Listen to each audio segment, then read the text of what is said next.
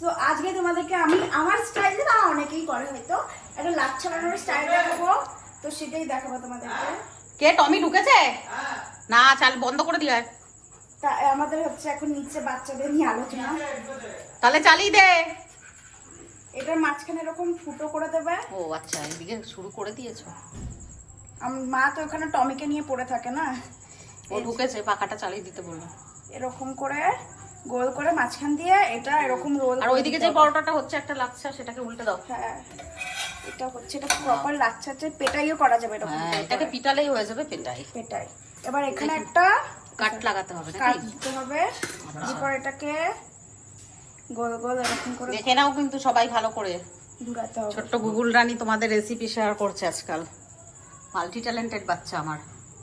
Wow, দেখো দেখো, দেখি এমনি করে রাখ, হাতটা সরা। দাঁড়াও দাঁড়াও, ওয়াও, এটা এরকম করে টিপে দিতে হবে এখন, দিয়ে পরে এটাকে বেলতে হবে। আবার আরেকটাও আছে, সেটাও দেখাবো।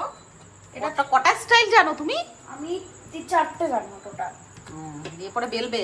এটাকে বেলতে হবে। আচ্ছা, ওটাতে একটু তেল সেকে দাও। দেখো দেখো, ডেবরি হাতে কি সুন্দর করছে। আমি তো এরকম করে দিই, মা অন্য স্টাইলে তেল কম দেওয়ার জন্য করে, কিন্তু আমি তো হেলথ কনসিয়াস নই একদমই, তার জন্য আমি এরকম তেল দিয়ে বানাই।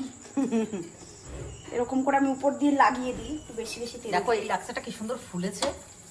এটা হচ্ছে এই স্টাইলে, বাকিগুলো আর একটা অন্য স্টাইল করে, যেটা এতটা ভালো হয়নি। দেখে নিলে তোমরা একটা এটা এটাকে আবার ভালো করে বেলো ভালো করে। রুটি বেলতে এত সুন্দর পারে, কি বলবো আর।